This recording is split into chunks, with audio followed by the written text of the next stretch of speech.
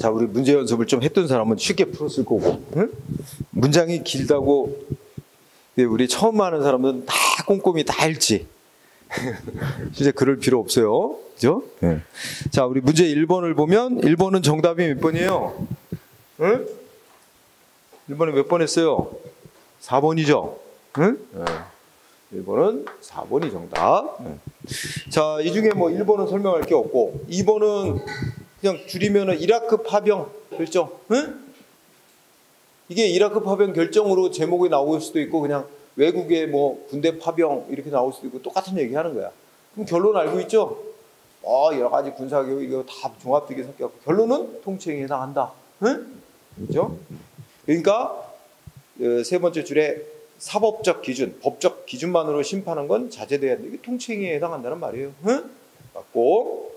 그래서 3번은 통칭이 인정해도 지극히 신중하게 예외적으로만 인정해야 된다. 응? 4번이 정답인 이유는 뭐야? 첫째 줄은 맞지? 통칭이는 고도의 정치적 결단에 의해 행해지는 부가작용을 가리키죠. 그건 맞는데 그렇다 하더라도 만약에 그러한 작용이 국민의 기본권을 침해하는 것과 직접 관련되는 경우는 그때는 국민의 기본권을 보호해야 될 최후의 기관이 헌법재판소라는 거야. 그 헌법재판소가 당연히 심사해야 된다. 응? 그래서 이게 문장이 잘못됐어. 4번이 정답. 문제 2번은 자, 제목 딱 1번 보면 대통령이 국가 긴급한 재정경제 위기를 돌파하기 위해서 법을 만든 거야. 실제 사건은 김영삼 정부에서 금융실명제 실시하는 내용의 법 제정한 거 말하죠. 어쨌든 딱 주어 대통령이 긴급재정경제 명령이라고 법 제정하는 행위는 결론 통칭에 속한다. 응? 여러분 다 판결 문장이야. 그죠? 판결문은 뭐뭐는 뭐뭐다. 이것만 빨리 찾아. 그리고 연결하면 돼. 중간에 거 틀리게 만드는 일 별로 없어요. 결론만 틀리게 하지. 응? 그 다음에 그러면 2번은 정답이 2번이야. 그죠? 문장의 주어가 뭐야? 첫째 쭉 읽어나가니까 우리가 아까 공부했던 거 남북 정상회담 개최 행위 그 자체하고 분리시켜서 북한의 송금한 행위는 별도로 봤죠? 그러면 읽으면 핵심 단어가 두 번째 줄에 송금이야. 송금. 응? 법 절차를 안 지키고 북한의 달러 송금한 행위 이거는 통칭이 아니다. 다 유죄 판결했다 그랬죠? 재판에서. 그러니까 키워드가 바로 북한의 송금한 행위. 근데 끝에 가서 법원이 심판하는 게 한계를 넘는 것에 대해서 적절하지 못하다. 아니잖아. 그죠? 이건 심판 대상이 된다. 응? 잘못된 거죠. 2번. 3번 아까 또 나왔고 나온 문장인데 그 끝에 하나 덧붙여서 오로지 사법부만이 판단해야 된다. 덧붙여진 것뿐이야. 응? 원론 판결문. 그 다음에 4번은 외국의 군대 파병 똑같은 얘기고 근데 문제 3번은 틀린 거. 뭐 1번 대통령의 해외 파병 결정 계속 똑같은 거 물어보지. 응? 그 다음에 2번 비상계엄 선포나 확대 행위는 원칙적으로 통칭행위로 보는데 그죠? 그런데 첫째 끝에 중간에 국헌문란의 목적 이런 단어가 딱 떴단 말이죠. 이럴 때는 그 범죄행 내란 이런 거 내란죄에 해당하는지 심사한다는 거죠. 그래서 맞고 그 다음에 3번 어때? 3번은 남북정상회담 개최 이건 재판 대상을 하기에 부적절. 응? 근데 남북정상회담 개최는 적절치 못함으로 여기까지 맞아요. 그런데 그거하고 뭐하고 분리해야 돼? 송금행위하고는 구분해야 돼. 그죠? 그 앞에 그 규명의 경우 있어요. 그러므로 자, 두 번째 줄 송금한 행위는 그거와는 별개로 봐야 된다. 송금한 행위는 사법심사 대상이 되지 않는다. X. 송금한 행위 사법심사 대상이 되죠. 이렇게 분리를 안 시키고 연결시켜서 출제하는 이게 아주 전형적인 수법이야. 응? 그래서 3번이 정답. 4번은 또 나왔으니까. 그 다음에 문제 4번은 3번은 3번 4번은 2번 서운 취소죠. 서운 취소는 법률에 어떤 때 취소하도록 다 절차 요건이 명확히 정해져 있어서 그건 뭐 고도의 정치적 결단에 해당한다고 볼 수가 없대. 응? 그래서 통칭이 아닌 거로 봤죠. 그 다음에 5번은 몇 번 했어요? 5번 3번 답했어야지. 아까 더 줄여서 기억하면 수도 이전하는 문제에 정치적 성격이 일부 있긴 있다. 응? 정치적 성격이 있는 건 인정할 수 있지만 그렇다고 고도의 정치적 결단을 요하는 문제라고 볼 수는 없어서 사법심사 대상이 안 된다고 볼 수는 없다 이거야. 그래서 거꾸로 생각해봐. 그래서 헌법재판소가 심사했어. 그래서 수도 옮기는 내용의 법률위헌이라고 판정했다. 그 결론을 알려면 심사 대상으로 봤기 때문에 심사에서 그 법률 무효로 판정했거든. 그지? 그래서 그래서 줄여서 수도 이전 문제는 정치적 성격을 갖고는 있으나 그 자체로 고도의 정치적 결단을 요하는 문제라고까지는 할 수가 없다. 그래서 사법심사 대상이 된다. 응? 그리고 그것도 문제지만 또 하나 중요한 힌트 하나가 두 번째 줄에 아무리 통치행위의 성격을 갖는 작용일지라도 두 번째 줄 국민의 기본권 침해와 직접 관련된 무조건 심판 대상이 된다야. 그것만 봐도 안 된다 그랬잖아. 그것만 봐도 틀렸다고 알 수 있어. 그죠? 틀린 부분을 이제 두 부분을 만들어 놓은 거야. 3번이 정답이고 4번은 뭐 해외에 파병하는 거니까 맨날 똑같은 문제. 응?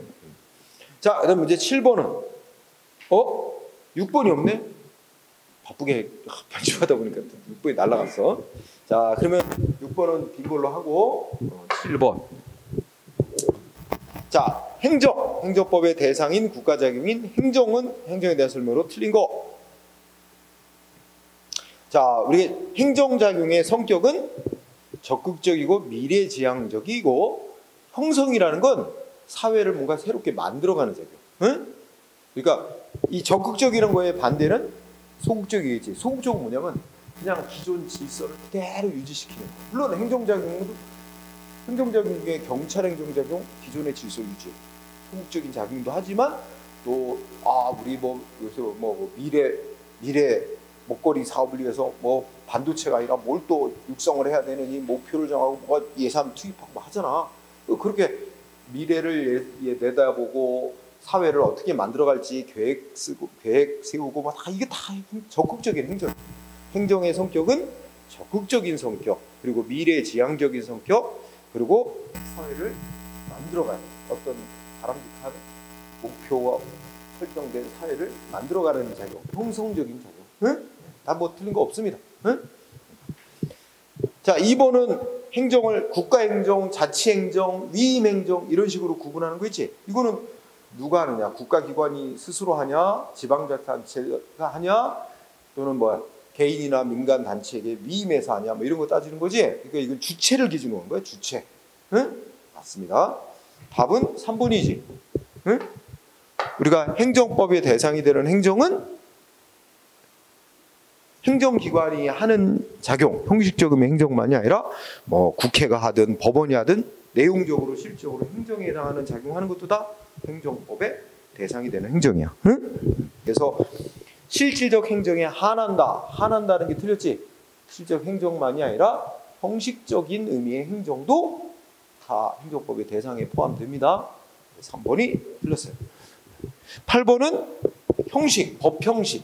그러니까 넓은 의미의 행정작용이 우리 행정법에 따라 행해지냐, 또는 민법에 따라 행해지냐, 이에 따라 공법 형식의 행정, 사법 형식의 행정, 응? 이런 식으로 또 구분하기도 합니다.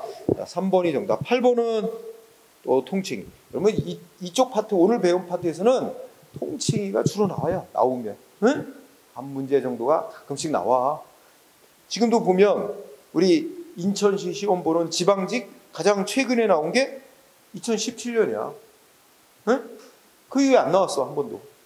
오늘까지 배운 데서 가장 구급 문제에서 최근에 나온 게 여러분들이 주로 보는 지방직 국가직 시험에서 가장 최근에 나온 게 2017년이야. 5년 동안 안 나왔어. 올해도 안 나왔고, 올해까지 이렇게 가끔씩 나오는 데라고. 응? 그 다음에 이것도 또 약간 시사적인 성격도 있어요. 뭐가 이 현 정권에서 막 여러 가지 그런 어떤 정치적 결정 갖고 논란 벌이고 막 이러면 또 출제자가 이런 거 내 통치행위를 물어봐. 응? 그런 것도 좀 유념하고. 그다음에 그럼 8번 이거는 내가 일부러 이제 여러 시험이 있다는 거예요. 여러 시험 문제에서 이렇게 낸다. 소방직 시험도 있고 군무원 시험도 있고, 응? 그런 거 여러 문제를 좀 하나씩 뽑아왔어요. 8번 틀린 거. 1번 통치행위는 주로 누가 하나? 여기 정부의 최고 책임자 대통령, 행정부 말하는 거야. 행정부의 최고 책임자 대통령이 주로 하거나 국회에서 하지. 응? 사법부인 법원 이런 데는 법적인 판단을 내린 곳이지 정책 판단하는 곳이 아니니까 사법부에서 하는 일은 없어요. 그래서 국회, 정부, 그죠? 맞습니다. 2번도 뭐 이라크 파병, 응?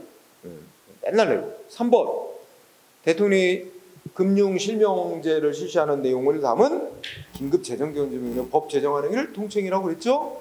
맞고. 4번이 답이지. 국민의 이거 뭐야? 모든 국가작용은 그 한계를 반드시 지켜야 되는 거다. 아니다가 아니라 지키면서 해야 된다 이거야. 응? 아니다. 그래서 4번이 정답이 됐습니다. 쉬워 나오면 이쪽은. 그 다음에 9번은 저기 김현상 정부 때 금융실명제 내용의 긴급재정경제명령에 대해서 헌법재판소가 내린 결정 틀리게 설명한 거. 응? 4번이지. 응? 아무리 통치행위에 해당하는 성격의 작용이라도 첫째 줄 국민의 기본권 침해와 직접 관련되는 경우에는 당연히 헌법재판소가 심판할 대상이 된다. 응? 4번이 답이고. 그 다음에 10번은 통치행위. 작년에 군무원 시험에서 했었네. 자, 1번 해외 파병. 두 번째 줄 사법심사 대상 아님. 맞죠? 그 다음에 2번은 뭐야? 2번은 몰라도 됩니다. 뭐 대통령의 사명권 행사에 뭐 세부 내용까지 들어갔어. 응? 이렇게 세세하게 알 필요는 없고요. 우리는 뭐만 하면 돼? 대통령의 사명권 행사는 뭐야? 권력 분립의 예외로서 통치행위에 속하는 행위로 본다. 이 정도만 알고 있으면 되는 거야. 응? 굳이 여기 들어가서 무슨 뭐 벌금형에도 미치는 것인지 뭐 이런 문제 이게 다 쓸데없는 얘기야. 이거 시험에 여러분 공부해봐 소용없어요. 응? 자 3번 이것도 3번이 틀렸네. 그치? 응? 이거는 뭐 물어보는 거야? 송금. 북한의 송금한 행위. 그건 통치행위 아니라고 그랬잖아. 그죠? 근데 사법심사 대상이 안 된다. 안 된다 그러면 통치행위라고 봤다는 건데 틀렸잖아. X가 되겠죠? 그 다음에 4번 처음 나왔나? 서훈 취소. 서훈 취소는 비록 대통령이 국가 원수로서 하는 행위라 하더라도 이거는 워낙 법률에 구체적인 요건, 절차 다 세세하게 정해져 있어서 뭐 고도의 정책 결단에 속하는 행위라 볼 수가 없다. 응? 통치행위 아니라는 겁니다. 그 다음에 맞고. 그래서 3번이고 11번은 이거는 이제 행정사라는 또 우리나라 자격 시험이 있어요. 응? 거기서도 이 행정법이 시험법인데 행정법의 대상인 행정. 1번 행정은 근대 이후에 권력분립 원리가 국가 운영 원리로 채택되면서 입법, 행정, 사법과 구별해서 비로소 이제 행정을 따로 파악했어. 1번 문제였고 2번 행정의 목표로서의 공익. 공익 개념, 공익이라는 게 명확할까요? 행정학 하는 사람은 공익 개념에 대해서 배워. 공익이란 거, 뭐 실체설, 과정설, 뭐 이런 거 배울 거야.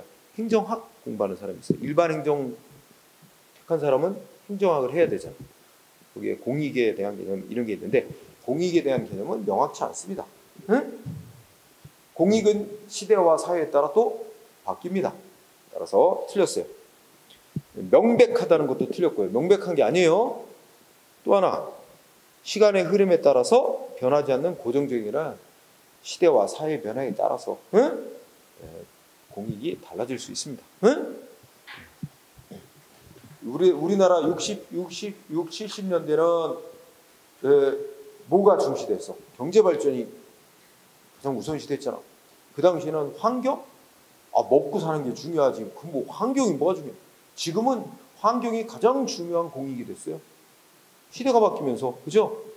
공익도 또 어떤 중요한 공익, 덜 중요해 이런 식으로 또 나눌 수도 있어. 응? 환경이 아주 오늘날에 중요한 공익이 됐죠. 시간이 고정적인 게 아니에요. 이게 상식적인 말이지, 그지? 2번, 10번은 3번, 11번은 2번이 답이 됐습니다.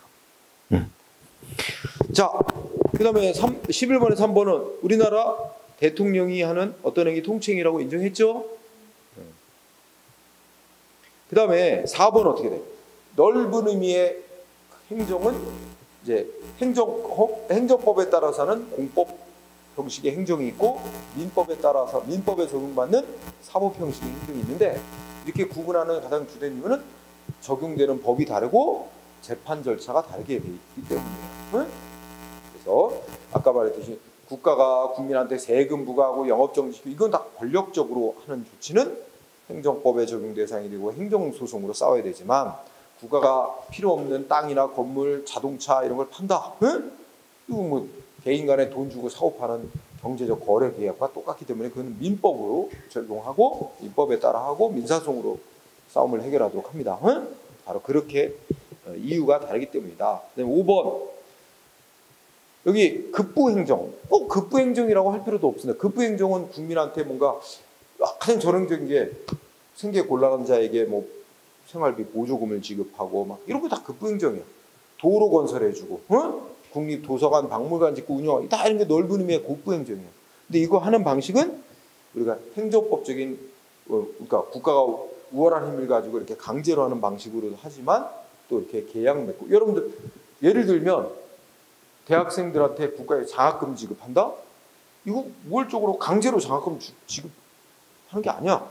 본인이 원해서 신청하면 계약 방식으로 하는 거예요. 일종의 사법적 방식으로 하는 거예요. 민법적 방식으로. 그러니까 이렇게 말 그대로 하면 급부행정은 그냥 쉬운 말로 하면 국가가 국민에게 뭔가 이익과 혜택을 부여하는 행정작용, 행정법적 방식으로 행해지는 것도 있고 민법적 방식으로 행해지는 경우도 있고 다양한 방식으로 행해진다는 겁니다. 모든 행정작용이 그렇게 행해져요. 또 급부행정만이 아니라 그래서 문제 없습니다. 자, 12번은 실질적 의미의 행정에 해당하는 것. 그러니까 실질적 의미로 물어봤으니까 어느 기관이 하든지 이건 중요하지 않다는 거지?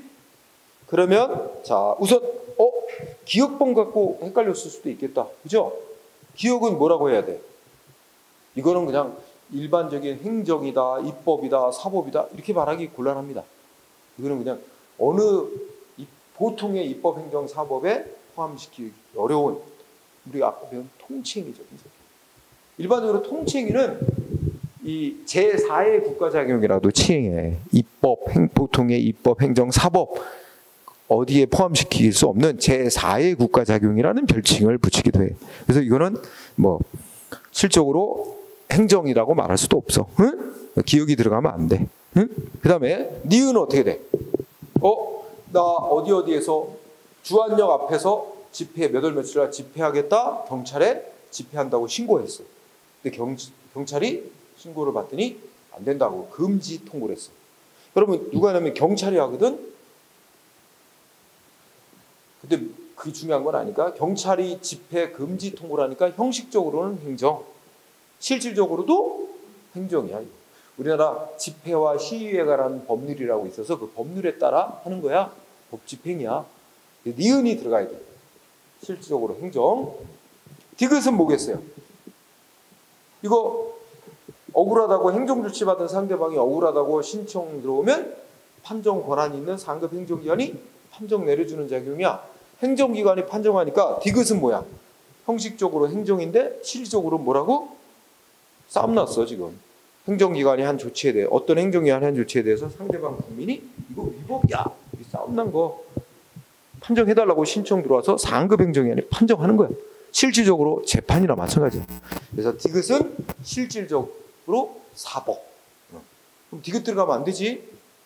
리을은 여러분 일반 법관이 이제 우리나라는 이 명칭도 많이 변천해 왔는데 지금은 이제 판사 법관을 대법관하고 일반 법관 이렇게 둘로 나와요. 대법관은 누구였어? 대법관은 대법원 판사. 응? 대법원 판사를 대법관. 나머지 고등법원, 지방법원 판사 다 일반 법관. 응? 그럼 대법관은 어떻게 임명해? 대법관은 국회에서 3명 추천, 대통령이 3명 추천, 응? 대법원장이 3명 추천, 이런 식으로 해가지고 최종적으로는 그냥 대통령이 형식적으로 임명하는 절차를 밟습니다. 근데 나머지 여기 일반 법관 있고 고등법원, 지방법원 판사들인데 이건 대법원장이 임명해요. 일반 법관 임명, 대법원장이 임명해. 그럼 뭐라고 해야 돼? 형식적으로는 뭐야? 사법. 그죠? 형식적으로는 사법. 그러면 실질적으로는 뭐야? 법 만드는 거예요? 아니죠. 분쟁사건 시정받아 판정하는 거? 아니죠. 나머지 행정이야 이거. 인사행정하는 거 인사행정. 따라서 리을 들어가야 돼. 실질적으로 행정인 거야. 그럼 답 나왔네. 니은 리을. 그래서 3번이 답이 되는 거야. 그러면 미음은 뭐야? 대통령이 대통령령 만들거든? 형식적으로 행정, 실질적으로는 뭐야? 입법. 그게 답 아니야. 그 다음에 미음은, 비읍. 비읍이 생소하지 않나? 통고처분이라는 게 뭐야? 가장 간단한 예로 우리가 교통법규 위반하지? 그러면 경찰이 교통법규 위반한 자 적발. 딱지 끊는 거야. 응? 그 자리에서 당신 신호 위반했다. 6만 원 언제까지 납부해라 하고 돈 내라고 통고하는 조치입니다. 교통법규 위반했다고 돈 납부하라고 통고하는 조치야. 그러면 이거 경찰관이 하거든? 이름은 경찰서장 이름으로 나가. 경찰서장이 하는 거야. 단속경찰관이 해도 서장 이름으로 이제 발부하는 건데 범칙금 통고처분.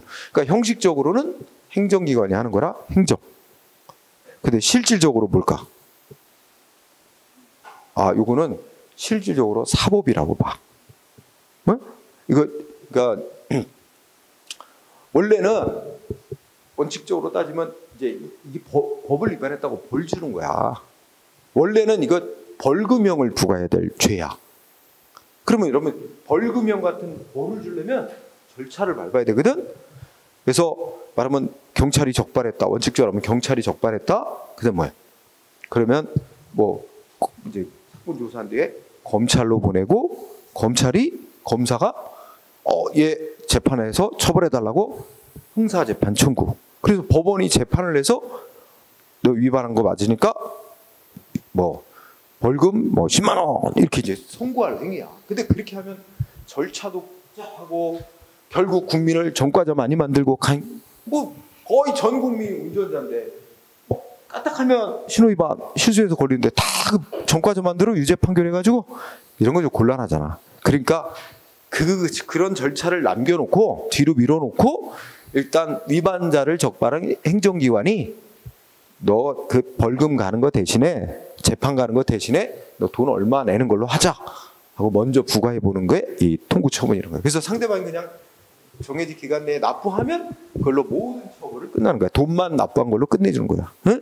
굳이 재판 가서 무슨 벌금형 선고받아 전과자 될 일 없게 만드는 제도야. 그렇다면 그런 거를 구면하면 이제 실질적으로 사실은 재판을 해서 유죄 선고를 내리는 거와 유사한 그런 건데 그거 안 하게 하려고 위반자를 적발한 행정기관이 너 인정하면 이거 내 그러면 그걸로 모든 처벌을 끝내는 거다. 이런 취지로 하는 거거든. 그래서 요 비읍은 실질적으로 사법, 사법작용으로 분류하는 거다. 위반자에 대한 처벌이다 이렇게 생각하면 돼요. 그래서 답이 안 되고 3번이 답이 됐고 그 다음에 뒤에 한 문제 가장 최근 문제다. 오늘 배운 데까지가 가장 최근 문제로 통치행위 우리 군무원 7급 공무원 아까 아까 간 친구가 이번 다음 주 토요일 날 군무원 시험 본대. 응? 우리 첫 진도 나갔는데 오늘 왜 나왔는지 모르겠어. 그냥 갔어. 자,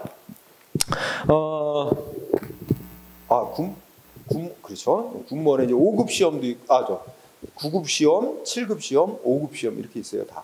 근데 군무원 시험도 9급은 총론까지만 보고 7급은 강론까지 보고 이렇게요. 자, 어쨌든 7급 똑같아.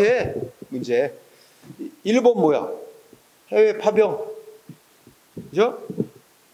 심판하는 거 자제. 응? 2번 또 났네. 몸으로 송금.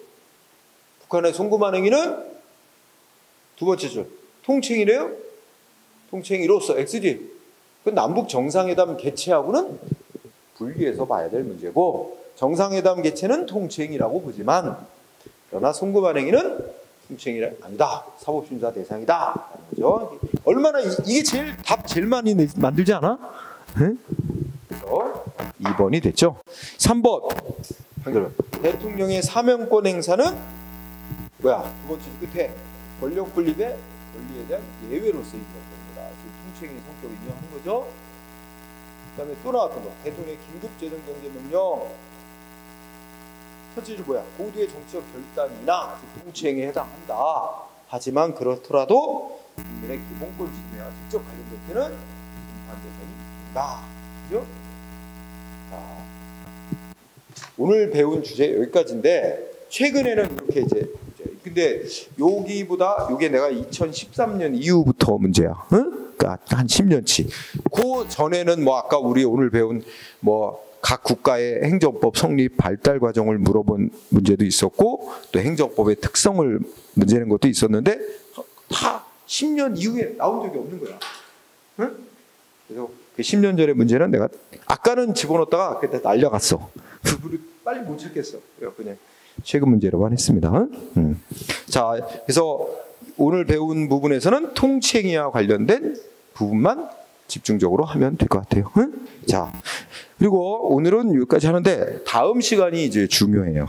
다음 시간이 바로 이제 법체행정 원리, 그래서 행정에 관한 법의 종류, 행정법의 법원, 그다음에 그래서 또 그 일반 법원칙, 이런 부분은 거의 매년 시험에 반드시 나오는 영역이에요. 그래서 다음 시간이 아주 중요하니까 절대 빠지지 말고 다음 시간에 열심히 공부 다시 하도록 합시다. 응? 오늘은 여기까지 하고 마치도록 하죠. 수고했습니다.